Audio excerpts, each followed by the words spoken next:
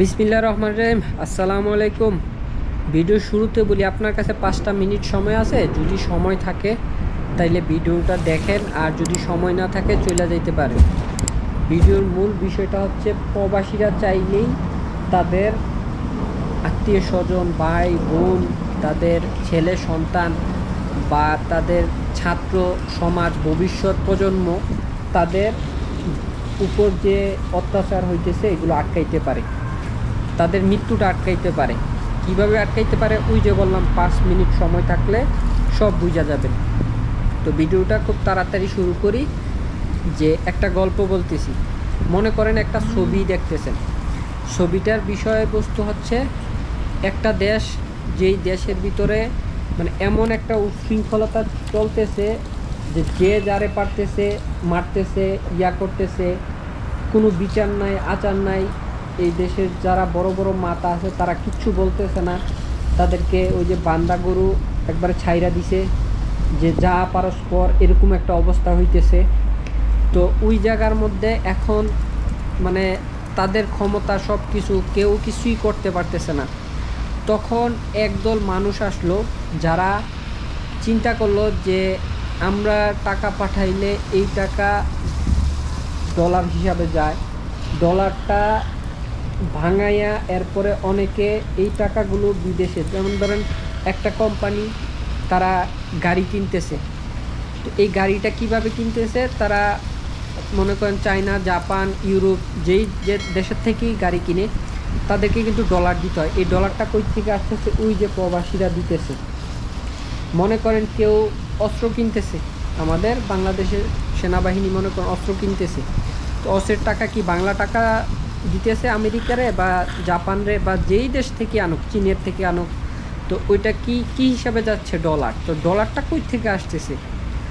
ডলারটার বেশিরভাগটা আমি মনে করি, আমি ব্যক্তিগতভাবে, হইতে পারে অনেক কিছু, 70% উপরে শুধু প্রবাসীদের থেকে আসে।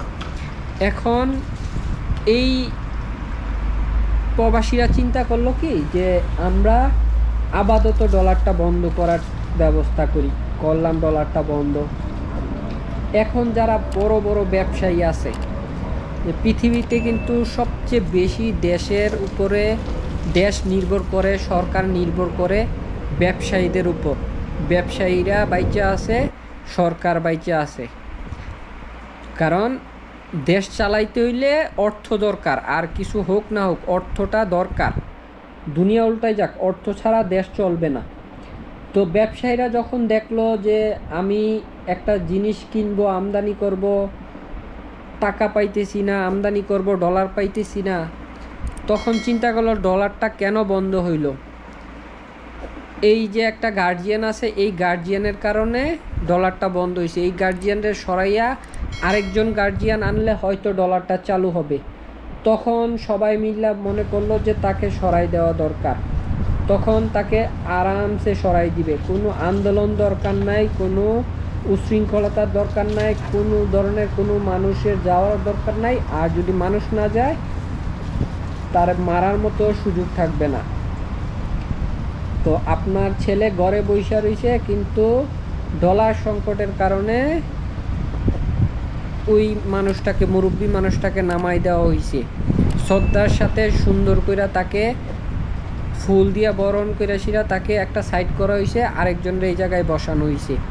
আশা করি কথাগুলো বুঝতে পারতেছেন। তো যদি এরকম সম্ভব হয়, তাইলে আপনি আপনার ছেলেরে ফোন দেন, তাইলে আপনি আপনার বন্ধুরে ফোন দেন, তাইলে আপনি আপনার ছাত্র সমাজরে ফোন দেন। তোরা টেনশন করিস না, আমরা আসি। তোরা টেনশন করিস না, আমরা আসি। 6টা মাসের মধ্যে দেখবি অনেক কিছু চেঞ্জ হয়ে যাবে। শুধু তোরা নাকে তেল দিয়া ঘুমা। তো গল্পটা কেমন লাগছে অবশ্যই জানাবেন। আজকের মতো বিদায় নিতেছি, আপনাদের মন্তব্যের অপেক্ষায় থাকলাম। আর কিছু বলার নাই। যদি বুঝা থাকেন, কাজ করেন, ভালো থাকেন, সুস্থ থাকেন। আসসালামু আলাইকুম।